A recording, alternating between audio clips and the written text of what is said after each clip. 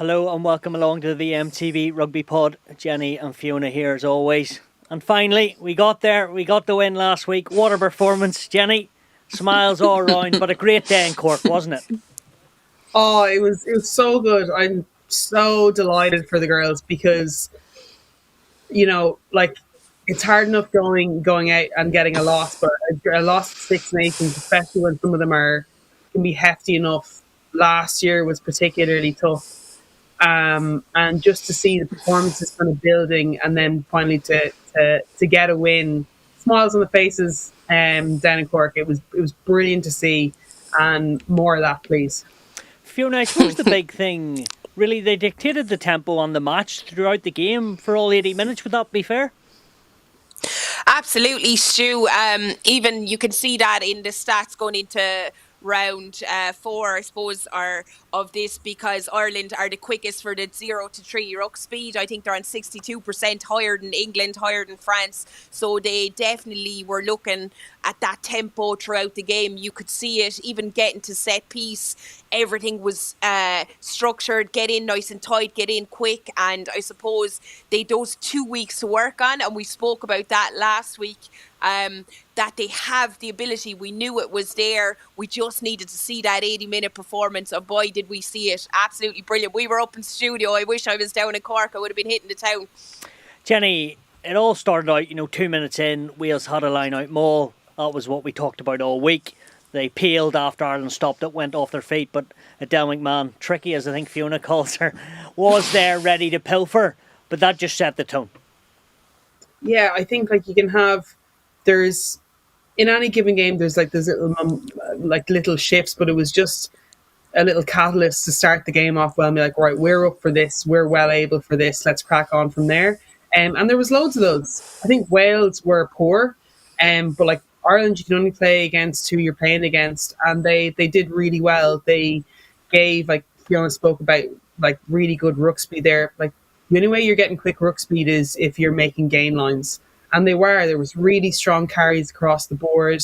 They distributed the workload, I think, a little bit better than they normally have had. A lot of the time they've asked certain players to be carrying a lot, cleaning up a lot, and trying to steal ball a lot. But there was a lot more people on the ball, 1 or 2 decent latches, and then we were seeing some really nice play. So, and it was great to see Tricky bounce, or Adele, sorry, Sugar, thanks, Spee. It was great to see her kind of back in green too, because she's a great player, and she's one of those players that really helps others around her. She's such a positive attitude, and she enjoys playing the game, and it's really nice to see. She'll have a smile on her face, smack bang in the middle of the 80 minutes, and yeah, always a pleasure to watch. And looking forward to seeing how we go now this weekend.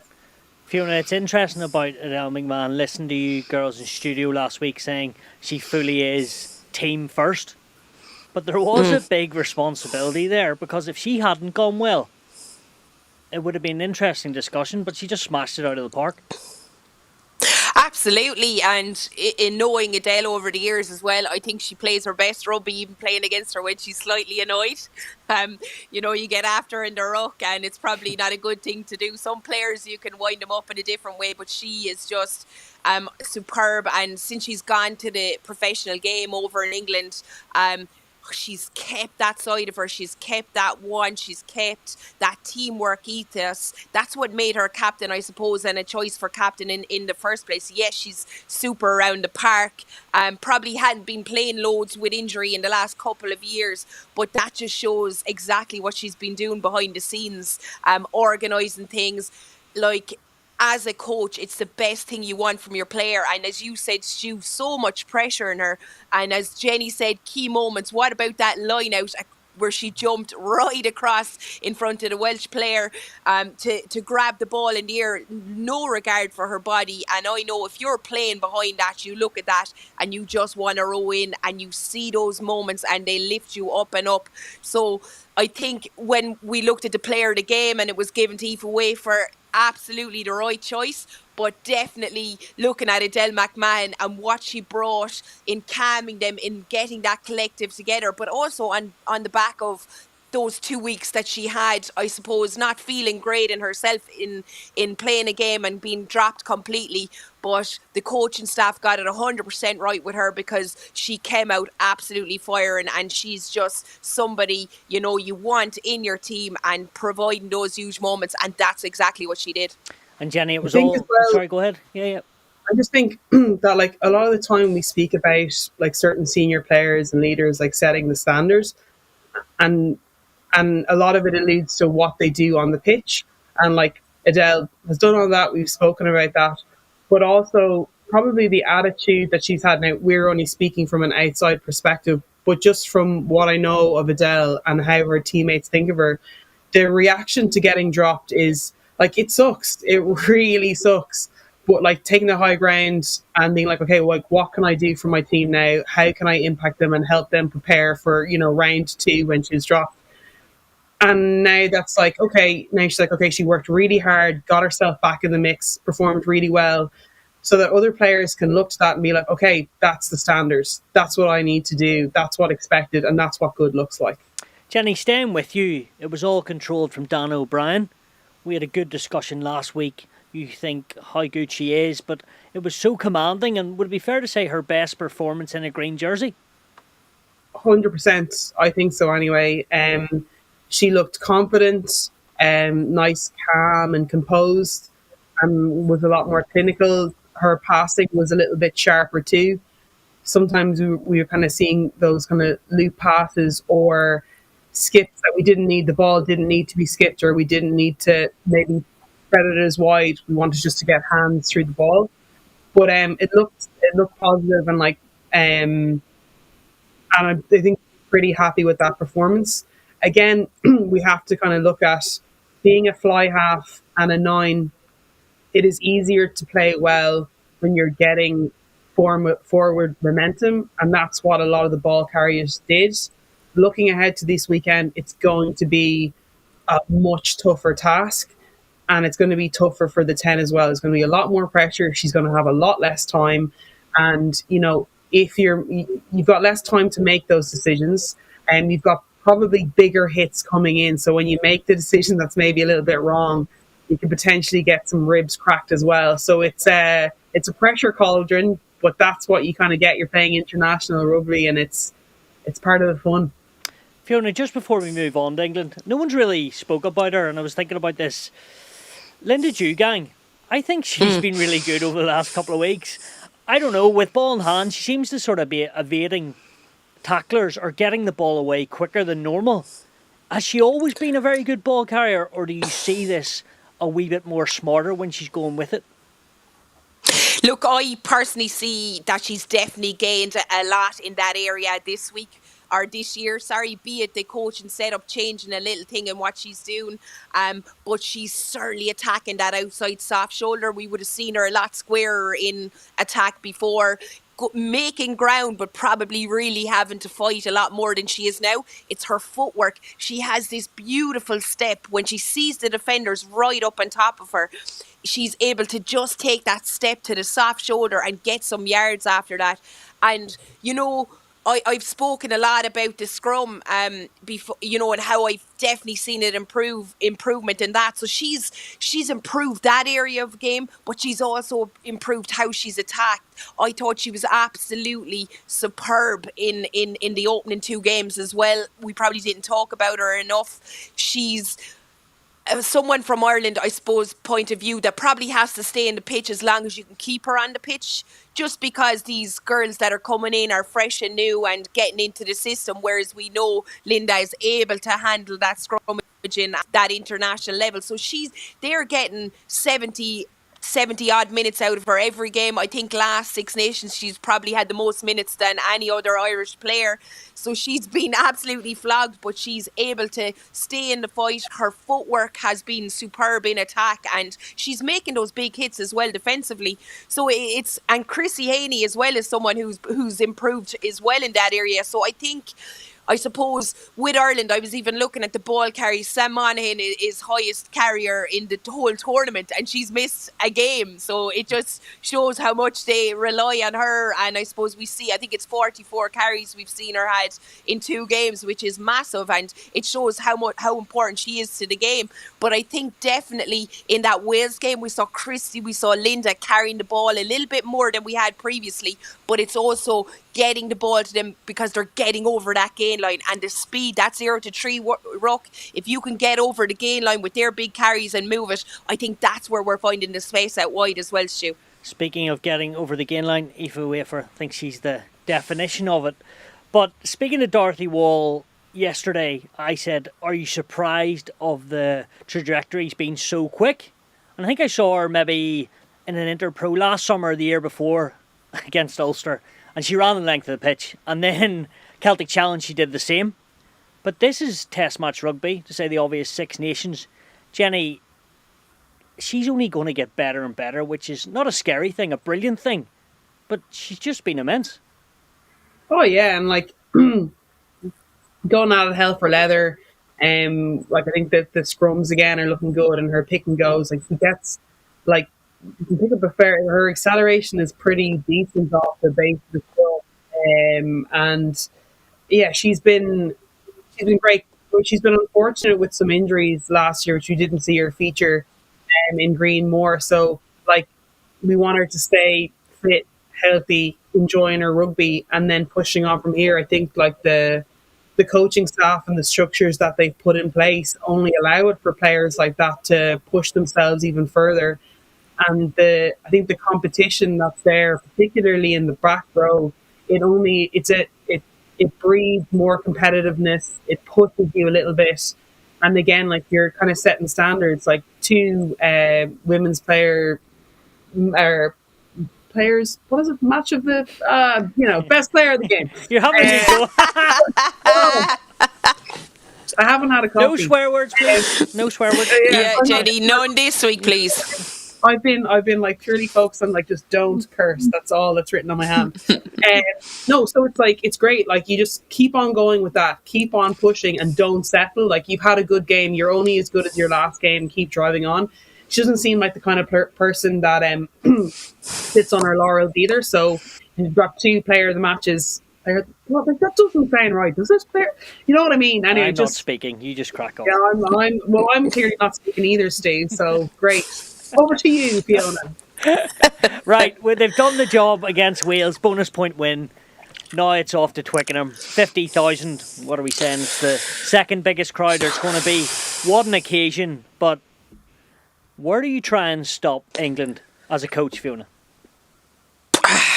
Look, one thing I will be saying is you can't kick to that back three. They're absolutely electric. So if you're kicking the ball, you're turning them and you're working really hard on your defence getting up together, or else the ball is getting off the pitch.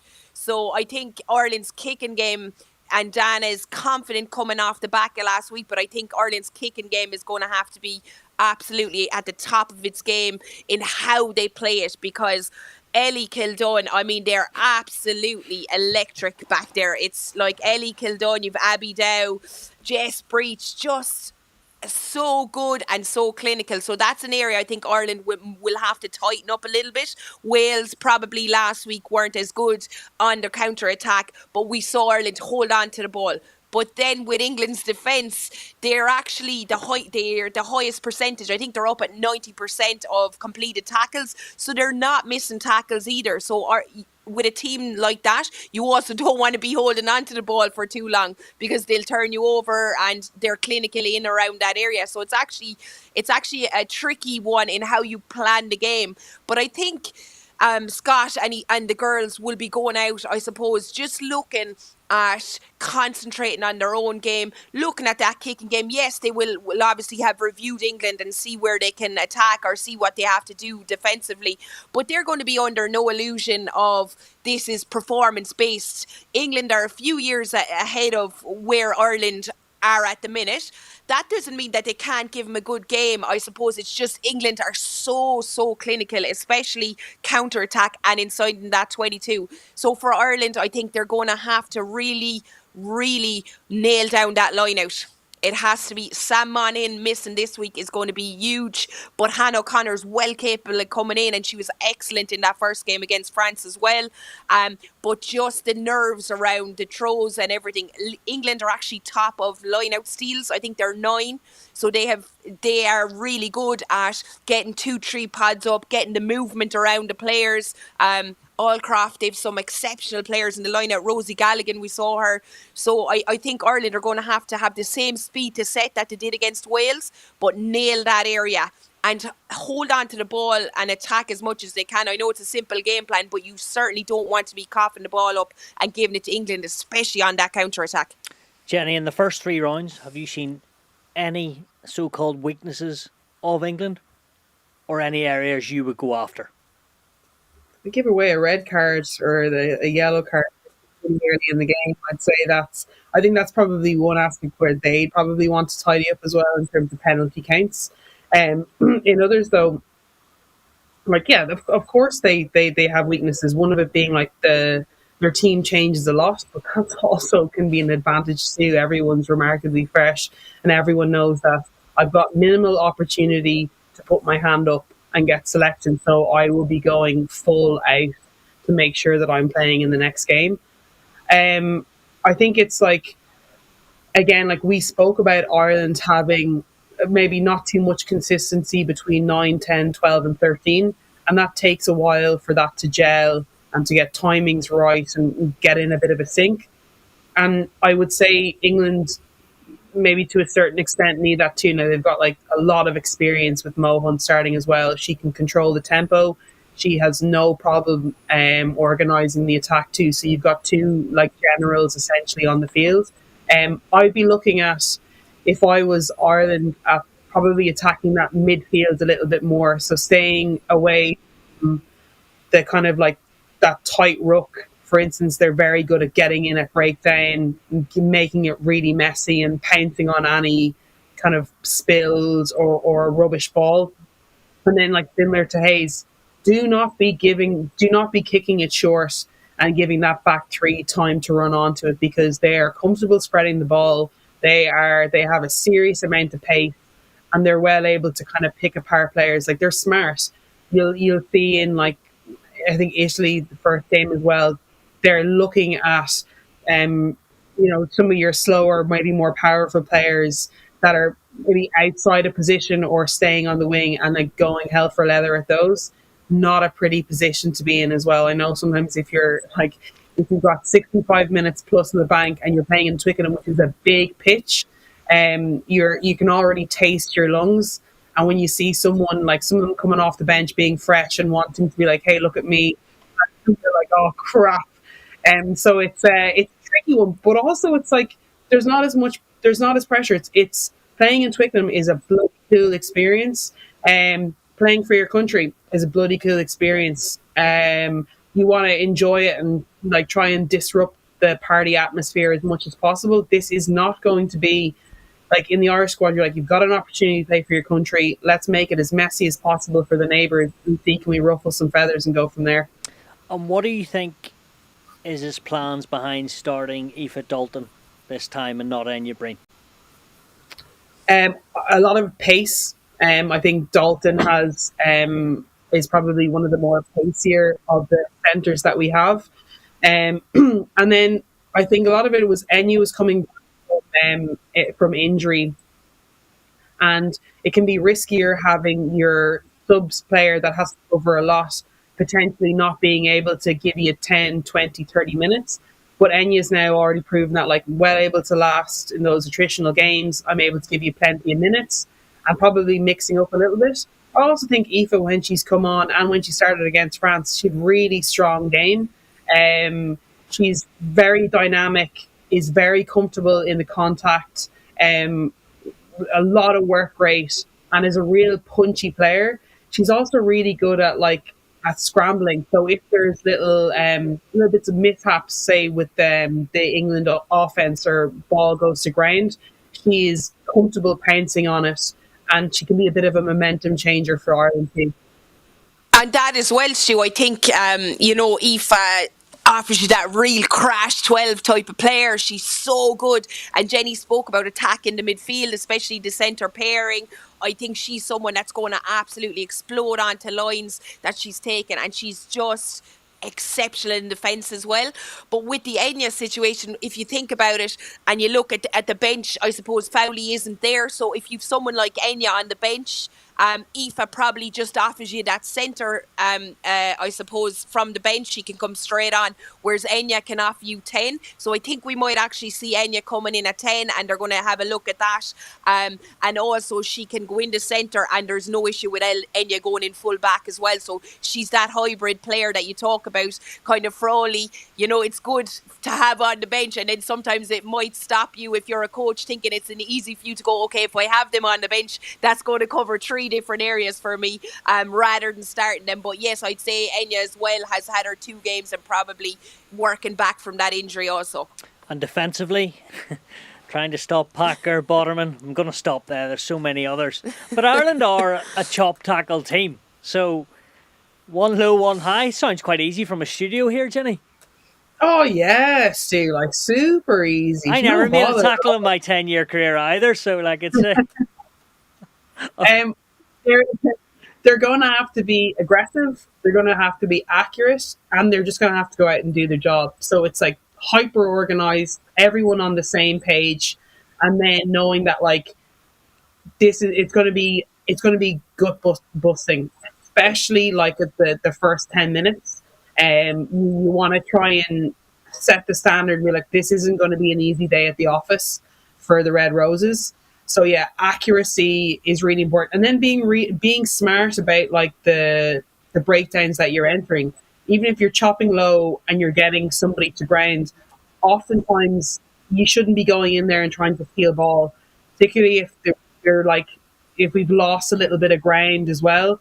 Sometimes we want to slow it, but occasionally you're just like, no, we just need plenty of green in that defensive line, as opposed to being 1 or 2 players shorter on the deck, because they have the skill set to be able to send it out wide within 2 passes. We've already spoken about the pace, and they also have a serious amount of power when it comes to those carriers. And so, yeah, fun. As well, Jenny, you know, you mightn't be punished. You spoke about doing your job, and sometimes if you miss a tackle, or if you don't go low, or if you miss that tag on the high and there's an offload, you're not punished a lot of the time. But with England, if you don't do that, or if someone doesn't do their job, 90% of the time you're absolutely punished, be it position on the pitch, or else England resulted in England scoring a try. So that's a little bit of added pressure as when you play England. That one little error from an individual can lead straight to a try, and I suppose it's coping with that pressure and that cauldron as well in Twickenham. So England have put 40 points on the first 3 teams. What's a good day for Ireland? A bonus point win? Yeah. Fiona was about to answer that seriously. Jenny was like, very good. No, in all seriousness, like what actually, like what is it? What's a good aggregate score on the night? Yeah, I think it's performance based. And they're looking at their own game. But if they could keep England, I suppose you're trying to build from last year. Yes, they're away from home. If they could keep England, I think to 30, even keep them out is huge. But I think for this team, and looking at last week, looking at Italy, they need to get a tries. If they can put a few scores on England, we haven't seen that. And I'm not even talking about from a maul or getting over from that situation, but if they can show some real positivity in attack and getting over that try line, I suppose out wide or with some set moves, I think it'll be really positive for this Irish team going forward. Jenny, do you agree with that? Yeah, I think they're going to look at, like, purely from a scoreline perspective, if we keep it close to 25-30, that would be, I think that's achievable.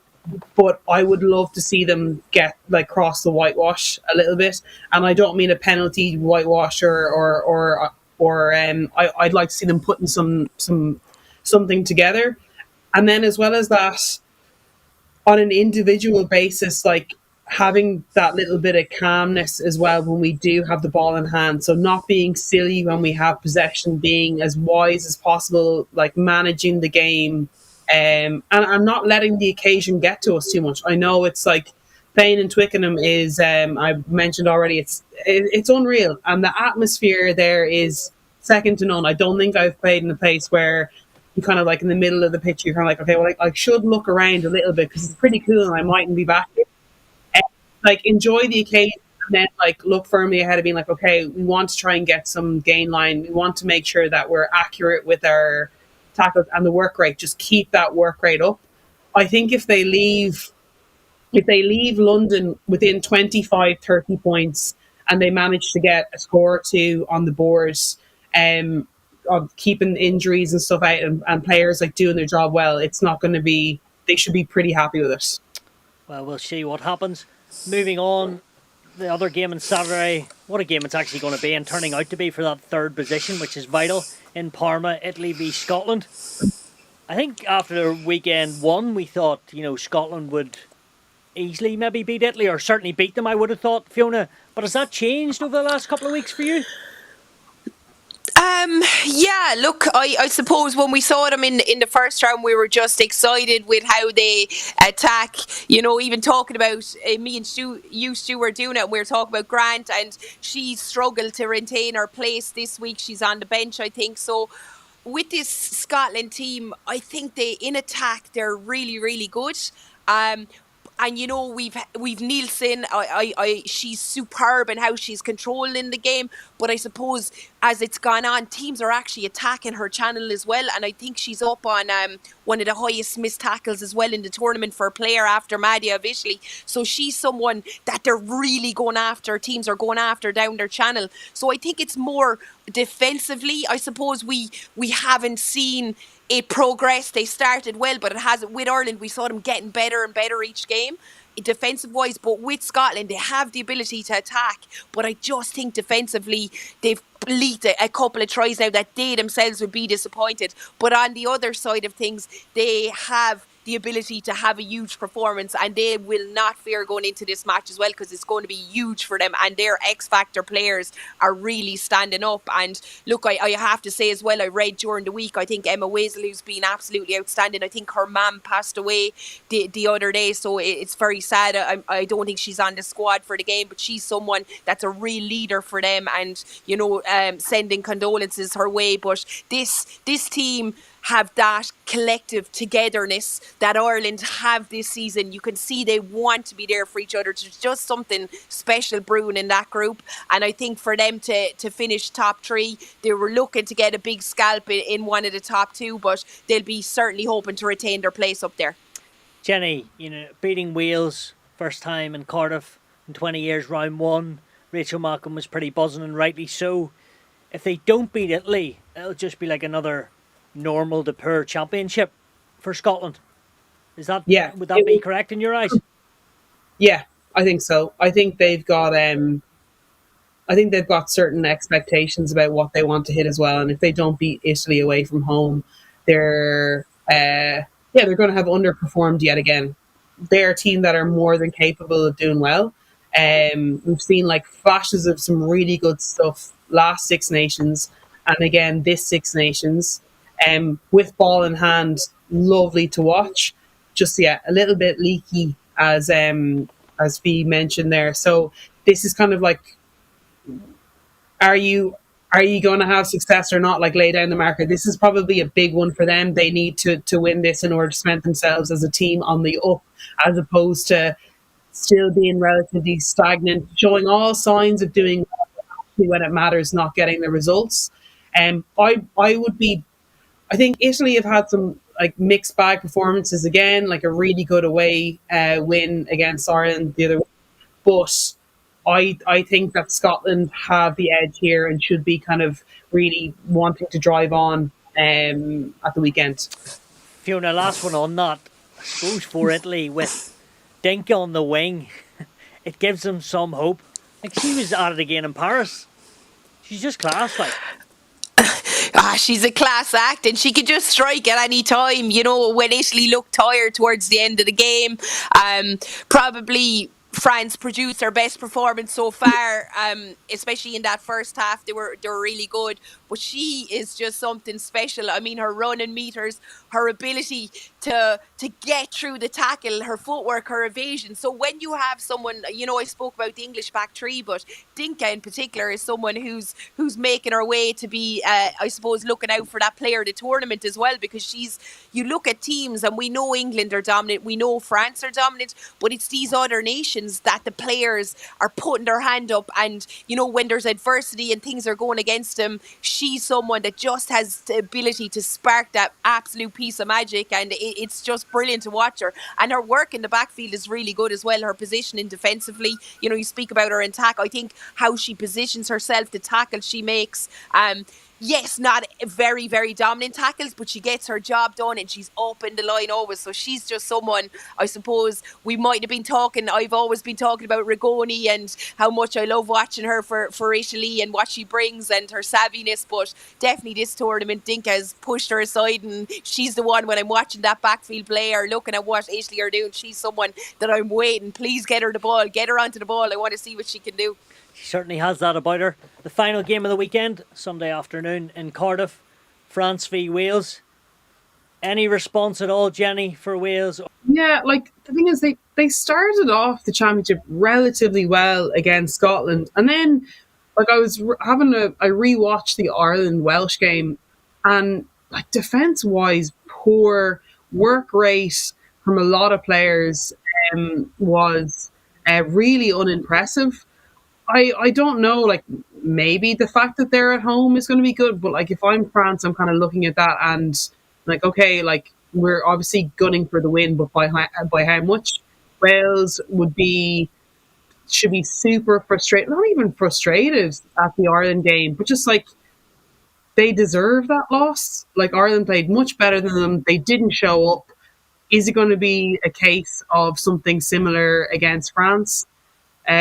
Potentially, I think so. I think France can comfortably rack up a score if Wales play how they did down in Cork in Cardiff for the weekend.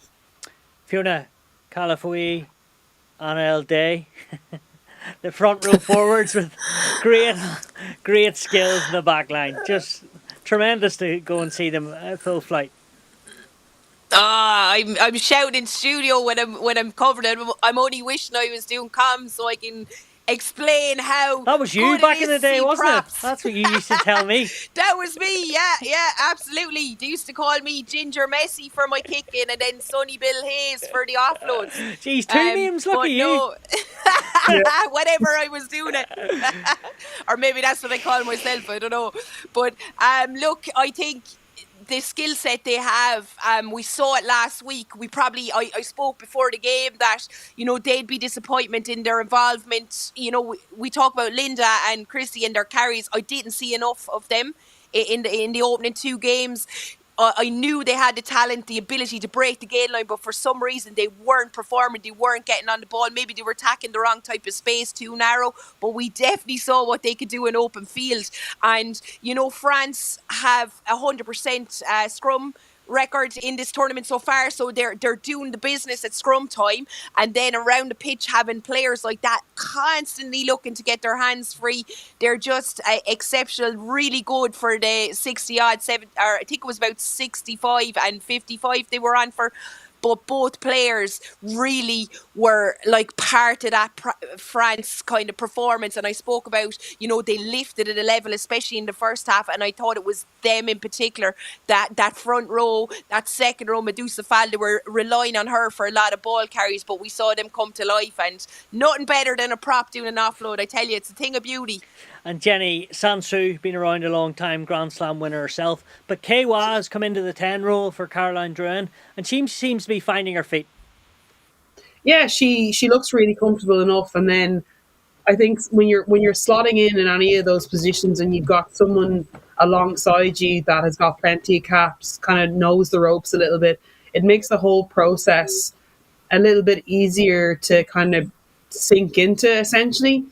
And again, a lot of it, which would have mentioned before, like the fact that France have a lot of like forward momentum going in, it makes it so much easier on the attack because you've got a little bit more time to kind of look around to assess where you want to hit.